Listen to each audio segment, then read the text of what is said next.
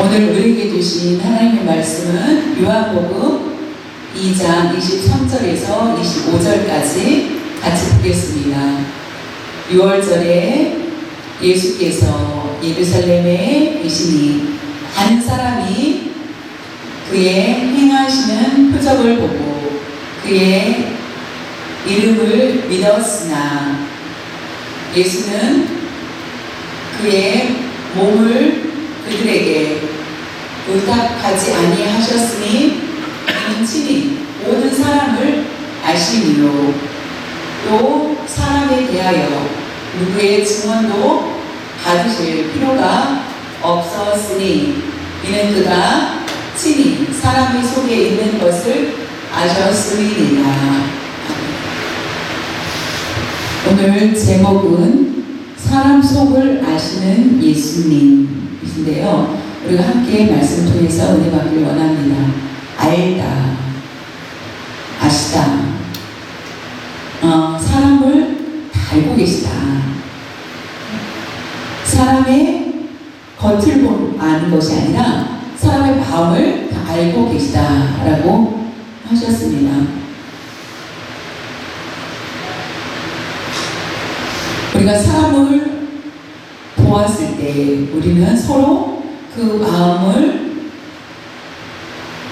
까지는 알지 못합니다. 그의 행동을 통해서 그가 좋고 나쁘다라고 얘기하지만은 그 마음속에 어떤 생각을 가지고 있는지 모른다는 것이죠. 한국 속담에 보면은 물길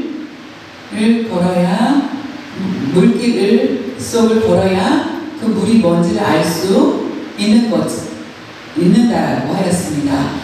물을 들어가 봤더니 이 물이 막 차는구나 라고 하는 것처럼 사람은 함께 있을 때에 그 사람의 성격을 어느 정도 알게 된다는 것입니다.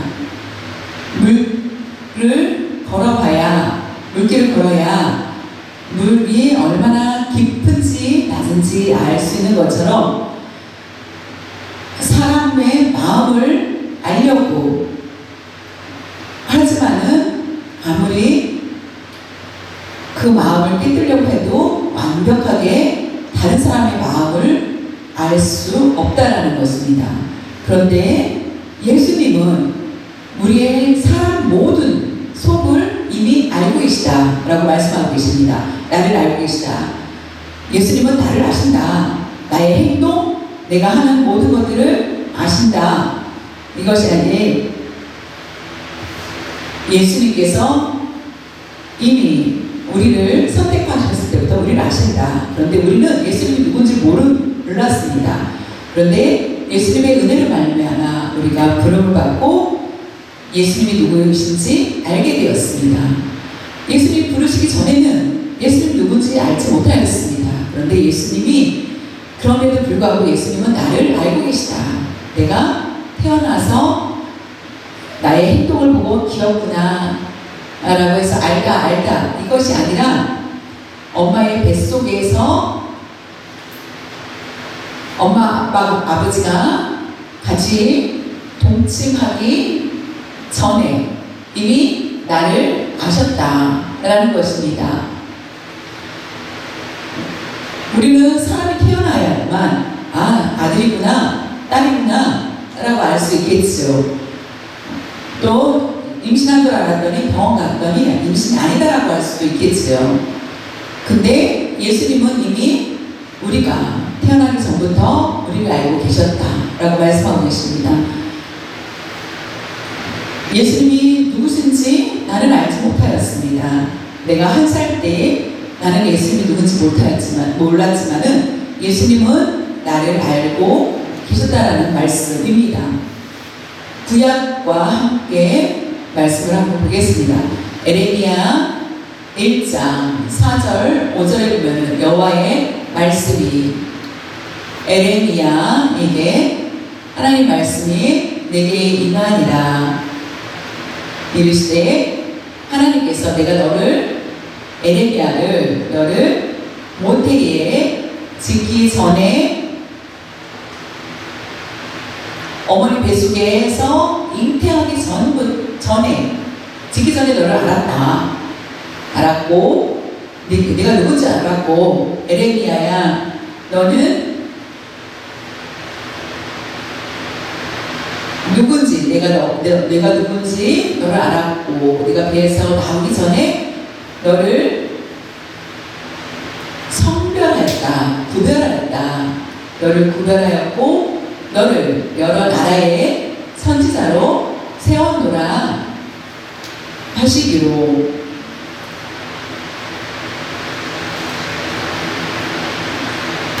낳기 전에 태어나면 그 사람이 누군지 알죠. 근데 낳기 전에 이미 하나님께서는 에레미야를 선별하여서 선지자로 세우신 것을 볼 수 있습니다. 이와 같이 하나님은 천지를 창조하시기 전에 사람을 선택하시고 이미 다 알고 계시다라고 말씀하고 계십니다. 사람이 누군지 다 알고 계시기 때문에 알다. 우리가 잘못된 길, 죄악의 길로 가서 방황할 때에 예수님은 육체를 입으시고 이 세상에 오셔서 우리가 바른 길로 갈 수 있도록 인도해 주셨습니다. 그것이 바로 십자가 사건입니다. 예수님께서 우리가 누군지 모른다면 예수님이 오실 이유가 없으셨겠죠. 하지만은 예수님은 우리가 누군지 알았기 때문에 하나님의 백성이 되게 하기 위해서 친히 육신을 입고 이 세상에 오셨다는 것입니다.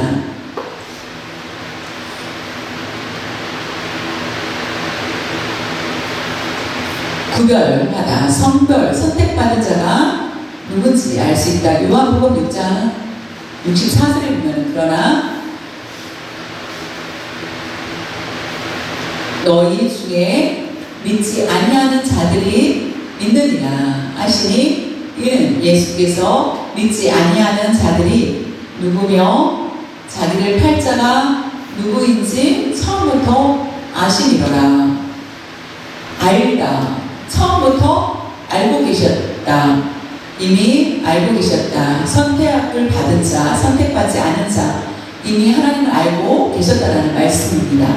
너희 중에 예수님의 제자 중에 많은 사람들이 있었습니다. 그런데 예수님이 말씀하신 건 이해가 안 된다 라고 하였을 때 너희 중에 믿지 않는 자가 있다.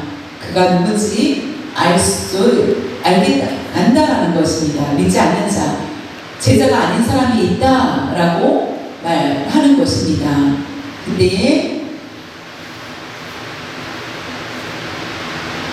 그곳을 기분 나빠서 떠나는 많은 사람들이 있었습니다.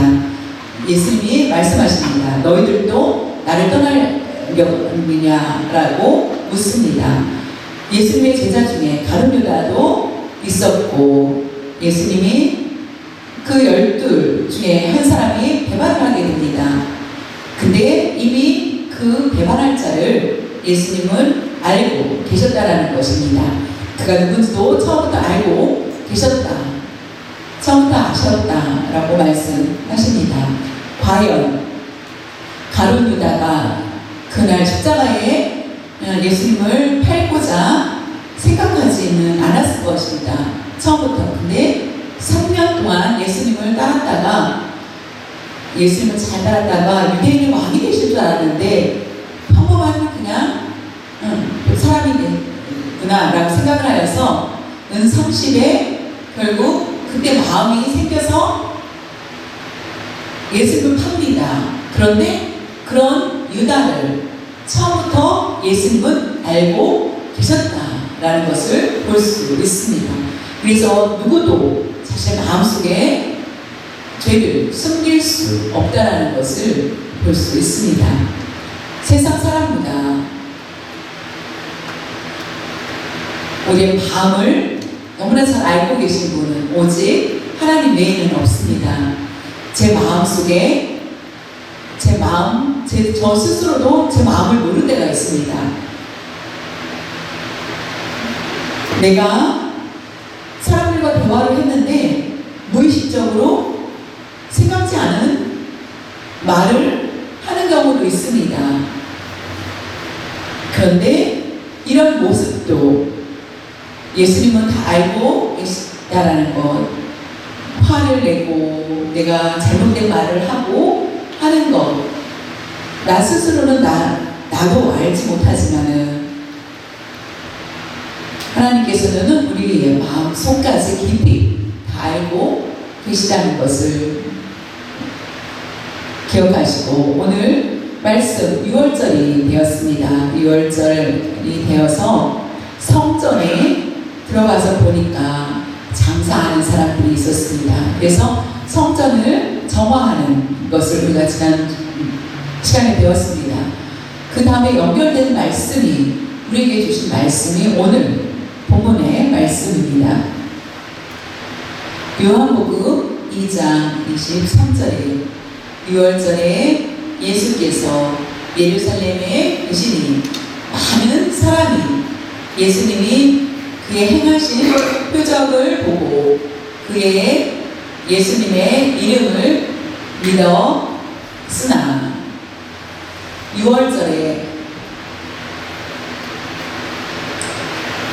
6월절이라는 것은 6월절이라고 말한 것은 6월절 그 기간을 뜻하는 것입니다. 6월절은 하루, 그리고 그 다음부터 무교절이 시작이 됩니다.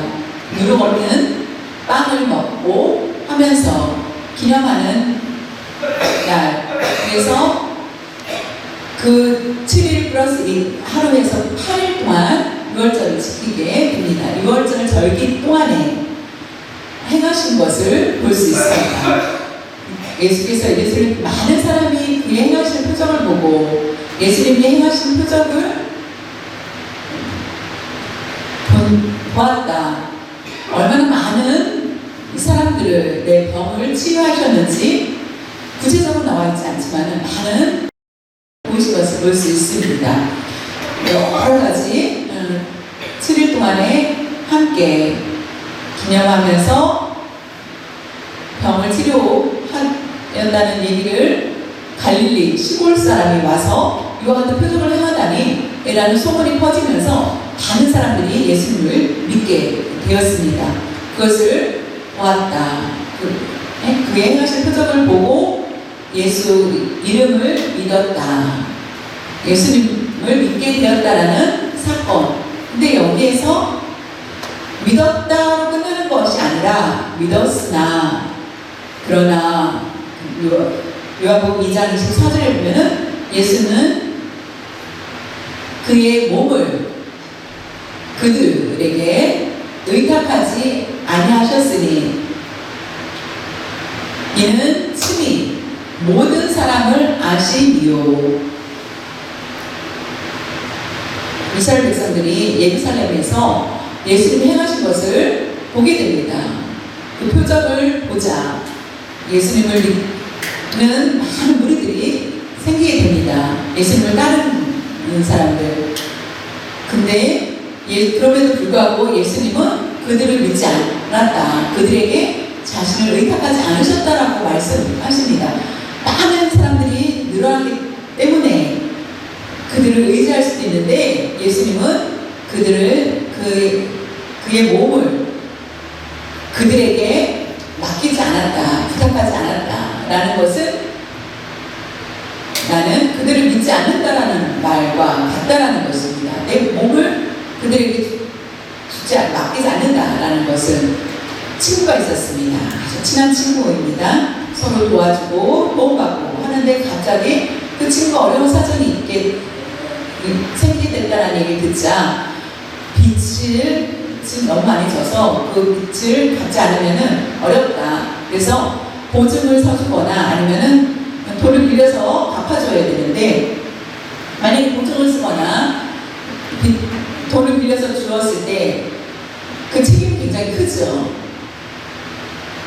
근데 나의 몸을 예수님께서 그들에게 보증을 쓰거나 빌려서 주거나 하지 않았다는 것입니다. 내가 그들을 위해서 십자가에 달릴 수 없다라고 말씀하시는 것처럼 보입니다.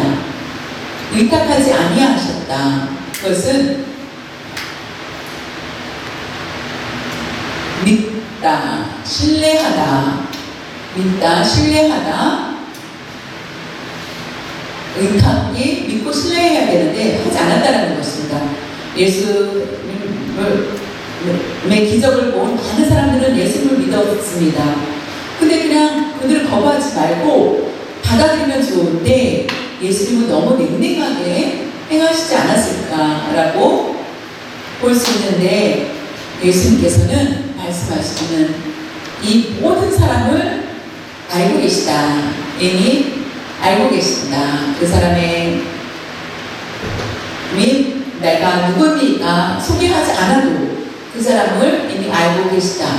우리는 처음에 사람 만나면 누군지 몰라서 서로 통성명을 하게 됩니다. 학교도 이야기하면서 서로 교제 나누고 친해질 수 있게 됩니다. 근데 예수님은 이미 그들을 모두 알고 계셨다는 것을 볼 수 있습니다. 예수님을 믿는 그들에게 오히려 예수님이 의탁하지 않으시는 것이 실망을 줄 수 있지 않을까라고 생각을 할 수 있겠죠. 요한복음 1장 10절에 보면 영접하는 자, 곧 예수님의 이름을 믿는 자들에게는 하나님의 자녀가 되는 권세를 주셨으니, 예수님 예루살렘에 있었을 때에 예수님을 많은 사람들이 믿었습니다. 그리고 그 이름을 믿는 자들에게는 하나님의 자녀가 되는 권세를 주신다고 하셨는데, 이와 같이 오늘 본문에서는 왜 그들에게 자신을 의탁하지 않으셨는지, 예수님을 믿는다면 예수 그 이름을 믿는 자는 하나님의 자녀가 되는 권세를 주신다고 약속을 해주셨는데, 1장, 2장의 말씀이 왜 다르게 기록되어 있는지, 그 이유는 바로 사람의 마음이 다르다는 것을 아시고 계시다. 예수를 믿는 이유가 무엇인지 우리가 다시 한번 살펴봐야 되겠습니다. 믿음은 두 가지로 우리에게 볼 수 있습니다. 요한복음 2장 23절에 보면 표적을 보았다. 표적을 보고 그의 예수의 이름을 믿었다. 위에 보면은 영접하는 자, 곧 그 이름을 믿는 자들에게는 두 구절에서 다른 점을 발견할 수 있습니다. 예수님께서 나를 믿는 자, 오늘 믿고 지금만 믿는다, 내가 계속 주님을 믿고 의지하겠다 라는 모습이 없고, 표정만을 내가 오늘 그것을 보았으니 내가 믿겠다 라는 말씀입니다. 그렇기 때문에 예수님은 그들을 앞으로도 믿지 않을 것을 알았기 때문에 그들에게 자신을 의탁하지 않은 것을 볼 수 있습니다. 지금 기적을 보고 놀랍다, 그 기적만 보고 믿는 그들에게 기뻐하지 않으셨다는 것입니다. 마음을 열어서 주님을 영접하는 자, 예수 그리스도를 믿는 자만이 하나님의 자녀가 될 수 있다는 말씀입니다. 우리가 예수님을 믿는 목적이 무엇입니까? 나의 이익을 위한 것입니까? 혹시 저와 여러분이 예수님을 믿음을 통하여서 잘 살고 예수님을 믿음으로 말미암아 앞으로 모든 일 평통하게 될 것이라 생각을 하여서 믿는다면 그것이 우리가 잘못된 믿음이라는 것입니다. 믿음의 목적은 구원이라는 것입니다. 구원이기 때문에 다른 어떤 것도 있을 수가 없습니다. 오직 우리가 믿는 것은 구원을 얻기 위한 것이기 때문에 사람들은 잘 먹고 믿어서 잘 살고 하기를 원합니다. 그런데 요한복음 2장 그 다음에 6장을 한번 보겠습니다. 요한복음 2장 24절을 요한복음 2장 25절에 보면은 또 사람에 대하여 누구의 증언도 받으실 필요가 없었으니 이는 그가 친히 사람의 속에 있는 것을 아셨음이니라. 예수님께서는 사람들이 예수를 믿었습니다.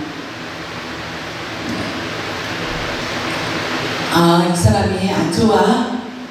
근데 이 사람이 막 얘기합니다. 이 사람은 어떻고 막 얘기를 합니다. 그러면 내가 그 사람을 믿지 말아야 되겠다 하는 것. 그런데 예수님은 그런 필요가 없다라는 것. 그 사람에 대해서 누구의 증언도 받으실 필요가 없다. 누구를 선택하고 누구를 선택하지 않고 믿을 것이고 믿지 않을 것이고 이것에 대해서 이미 그 사람의 속을 친히 아셨기 때문에 누구의 증언도 받으실 필요가 없다라는 것입니다. 우리 스스로를 한번 살펴보십시오. 내가 예수님을 믿는 사람이 되었다. 하나님의 자녀가 되었다. 나 같은 사람이 하나님을 믿고 하나님의 자녀가 되어서 하나님을 찬양하고 하나님께 기도하며 하나님과 교제할 수 있게 나를 인도하신 것 생각할 때 이것이 모든 것이 하나님의 놀라운 선택의 변화 가운데 이루어진 것이라는 것입니다. 우리가 선택받지 못했다면 얼마나 불쌍한 자일까요? 하나님 앞에 우리가 지난번에 말씀드린 것처럼 마켓에 가서 사과를 사려고 합니다. 근데 내가 10개를 고릅니다. 근데 나머지 사과는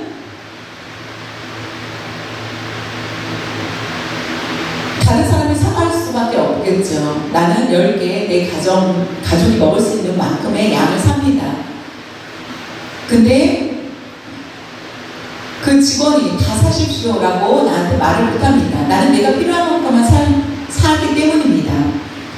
우리의 길을 모두 하나님께서 아시기 때문에 우리 보고 우리가 하나님 나쁘다라고 말씀할 수 없고 우리는 오직 우리의 속을 깨끗히 해줘야 된다는 것입니다. 요한복음 6장 14절에서 15절에 보면은 그 사람이 예수께서 행하신 이 표적을 보고 말하되 이는 참으로 세상에 오실 그 선지자라 하더라. 행하신 이 표적 오병이어의 기적 아주 유명하죠. 이스라엘 백성들 앞에 아침부터 저녁까지 그들이 말씀 표적을 보고 있을 때에 이미 해는 졌고 양식을 구할 수 없는 그런 상황 가운데 있을 때에 오병이어의 기적을 베풀어 주십니다. 5,000명이 먹고도 남는 기적을 행하여 주십니다. 거기에 있는 사람이 2만 명 정도 있을 것입니다. 이 표적을 보고 말하되 와, 예수님은 참으로 선지자다. 하나님의 선지자다. 이는 참으로 세상에 오실 그 선지자다라고 말씀하십니다. 이 말씀 아주 좋은 말씀이지 않겠습니까? 이스라엘 사람들이 예수님이 누구신지 선지자로 알고 말하는 것입니다. 그러므로 예수께서 그들이 와서 자기를 억지로 붙들어 임금으로 섬겨는 줄 그것을 아시고 다시 혼자 산으로 떠나 가시니라. 임금이 되어달라. 로마의 압제에 있던 그들이 고난 가운데 있기 때문에 배불리 먹을 수 있기를 원하였고, 그 배불리 먹을 수 있는 것은 오병이어의 기적을 행하실 정도로 능력 있는 선지자, 그 예수께서 임금이 되어야 된다. 그래서 그것을 아셨던 예수님은 그들의 마음을 아시고 그곳을 떠나서 혼자 산으로 가신 것을 볼 수 있습니다. 요한복음 6장 25절, 25, 26절에 보면 바다 건너편에 만난 건너편에서 만나 라비여 언제 여기 오셨나이까 하니 갈릴리에서 가버나움에 도착을 하십니다. 예수님이 사라지셨고, 그리고 많은 사람들은 예수님을 쫓습니다. 예수님이 가버나움에 있다는 것을 알고 거기까지 바다 건너까지 쫓아와서 예수님이요 언제 여기에 오셨냐라고 묻는 것입니다. 예수님이 대답하기를 어떻게 대답하셨을까요? 26절에 보면 예수께서 대답하여 이르시되 내가 진실로 너희에게 이르노니 너희가 나를 찾는 것은 표적을 본 까닭이 아니요 떡을 먹고 배부른 까닭이로다.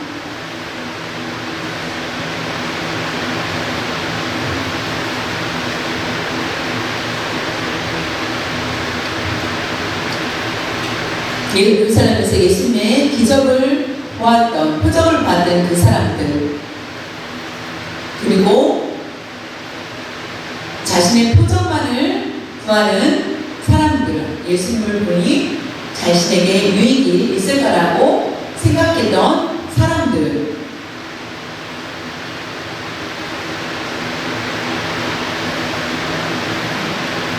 메시아로 오신 예수님을 보고 그들은 표적을 보고 떡을 통하여서 떡을 먹고 배부를 수 있을 거다. 나는 예수님을 믿으면 행복하고 복을 받을 것이다 라고 생각하는 것, 이런 표적만을 따르는 것이 아주 위험하다는 것입니다.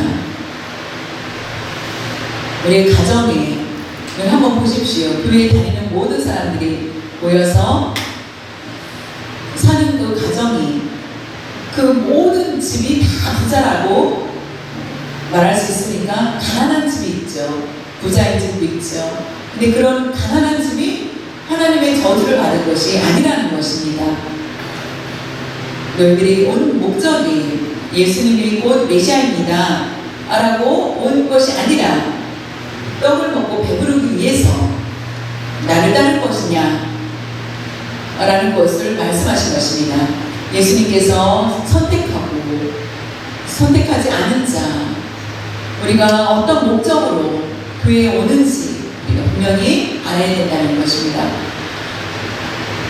선택하는 자, 선택하지 않은 자, 저와 여러분이 가장 내가 지금 이 자리에서 하나님의 선택을 받은 것이 내가 믿음 생활을 하고 하나님께 찬양을 드릴 수 있도록 하여 주신 것이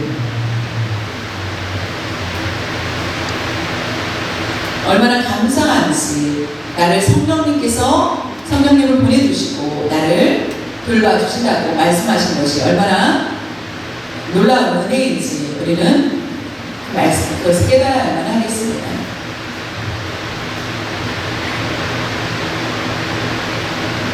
요한복음 2장과 6장의 말씀 통하여서 우리가 두 말씀을 비교하면서 보았습니다. 백성들이 예수님은 자신의 몸을 의탁하지 않으신 것을 볼 수 있습니다.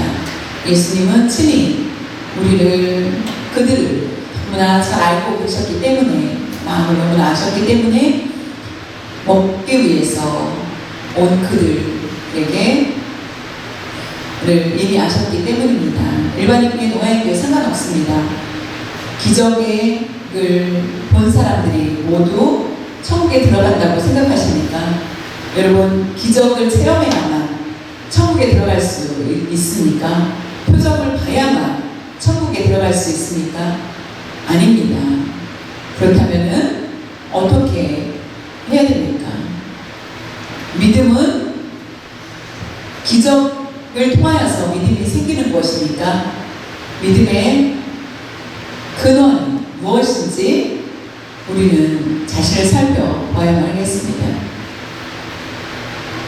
기적을 원하신다면은, 우리가 기적을 의지하면은 결국은 기적을 체험하지 못하면은 절망하고 결국 포기하게 됩니다.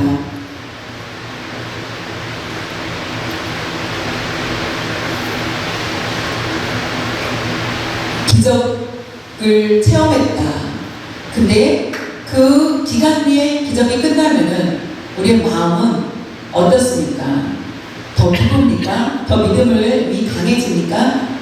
여러분이 기적만을 쫓으려고 하는 삶으로 변화가 될 수 있습니다. 그렇기 때문에 믿음에 강해져야 된다는 것입니다. 요한복음 20장 29절에 보면 예수께서 이르시되 너는 나를 본고로 믿느냐? 보지 못하고 믿는 자들은 복되도다 하시니라. 도마가 예수님을 의심하였습니다. 예수님의 제자 도마가 예수님이 살아나셨다라고 하였을 때에 그 부활의 증거를 것을 내가 손을 만져봐야만 알 수 있습니다라고 하였을 때 예수님께서는 네가 본고로 믿느냐? 보지 못하고 믿는 자가 더 복이 있다라고 말씀하신 것입니다. 우리가 예수님을 본 사람이 있습니까? 아무도 없지요. 근데 어떻게 예수님을 믿습니까? 그렇기 때문에 우리는 복된 자고 하나님께서 우리를 구원해 주신다고 말씀하신 것입니다. 기적은 반드시 필요합니다. 예수님께서 기적을 행하셨습니다. 그런데 우리가 기적만을 쫓을 때에는 문제가 있다는 것입니다. 기적을 베푸신 예수님을 바라보았을 때에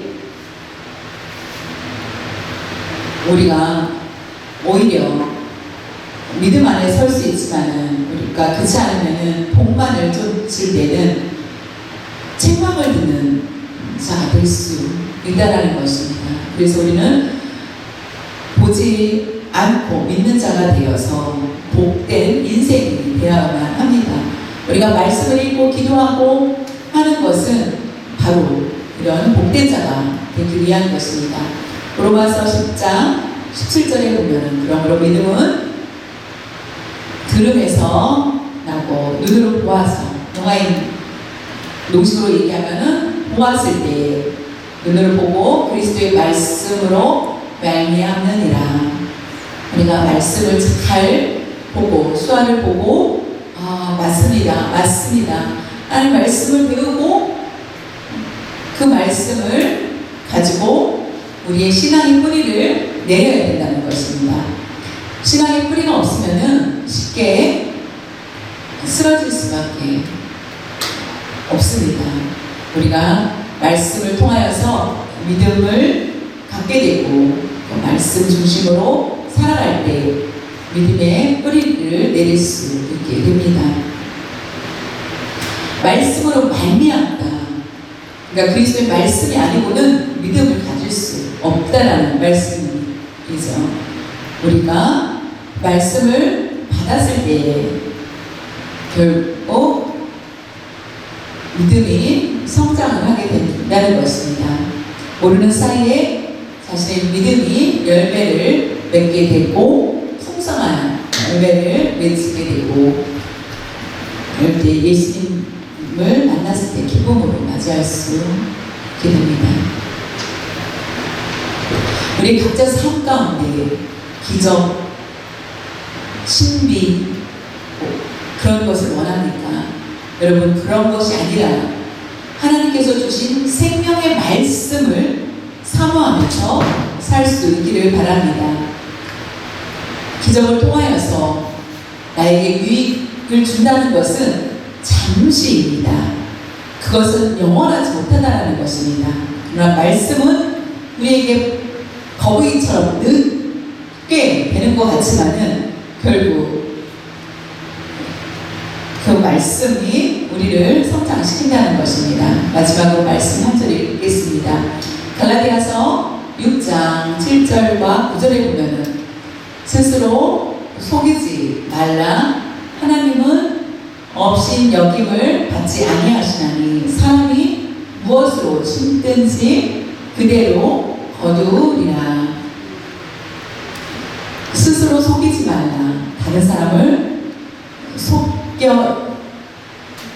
속이는 것이 아니라 스스로를 속이는 것. 다른 사람을 속이는 것이 아니라 스스로 속이지 말라. 그러면은 결국은 망할 수밖에 없다라는 것입니다. 왜냐하면 심은 대로 거두었기 때문에 스스로 속이지 말라는 것은 그 행위를 통하여서 결국은 하나님께서 그대로 거두게 하여 주신다는 것입니다. 사람이 무엇으로 심든지 좋은 것을 심으면 좋은 것이 나고 나쁜 것을 심으면 나쁜 것이 나게 됩니다. 자기의 육체를 위하여 심는 자는 육체로부터 썩어질 것을 거두고 성령을 위하여 심는 자는 성령으로부터 영생을 거두리라. 스스로 속이지 말라. 그 마음을 우리의 겉이 아니라 우리의 마음을 다스리라는 것입니다. 우리는 많은 사람들 가운데 있습니다. 우리는 스스로 겉으로 거룩한 척 하면서 사람들에게 자신의 좋은 모습을 보이려고 하면서 행하는 때가 있습니다. 그렇지만은 우리가 믿는 사람으로서 우리 마음까지 거룩해지지 않는다면은 육체적으로 썩어질 것을 위하여 심는 자가 될 수밖에 없고 결국 썩어질 것을 거두게 된다는 것입니다. 그래서 스스로 속이지 말는 것, 다른 사람이 나를 섬기고 나를 인정해주고 하는 외식적인 행동을 통하여서 결국 그 사람의 마음은 부패하고 썩게 될 수밖에 없습니다. 그러나 성령을 위하여 심는 자는 마음에 그 마음을 깨끗이 하는 자, 결국 마음부터 우리는 육체로 드러나게 됩니다. 결국은 감출 수 없고 우리가 그 악이 드러나는 것처럼 우리의 성도 그 안에서 성령을 위해 심는 자는 성령으로 영생을 거두게 된다는 것입니다. 성령이 내 안에 계셨을 때 우리가 거역을 하면은 거역을 한다 이 뜻이 아니라 이미 하나님께서는 우리를 하나님의 자녀로 삼으셨을 때는 성령이 우리에게 임하실 때 우리를 위해서 우리를 인도하여 주신다는 것입니다. 예수 그리스도를 영접하는 자, 그 마음이 믿음을 통하여서 믿음이 성장하게 된다는 것입니다. 우리는 부족하고 연약하고 죄가 가운데에서 우리는 설 수 없고 쉽게 넘어질 수밖에 없고 실수하고 이렇게 넘어지고 하지만은 우리의 마음이 안에 이렇게 행하면 안 돼. 그러면은 우리는 회개할 수 있습니다. 회개하면서 우리는 성령의 인도함을 받는 자가 됩니다. 성령과 교제하다. 성령을 통하여서 나의 잘못된 것을 고치고 하는 것. 그것이 바로 살아있는 자의 모습입니다.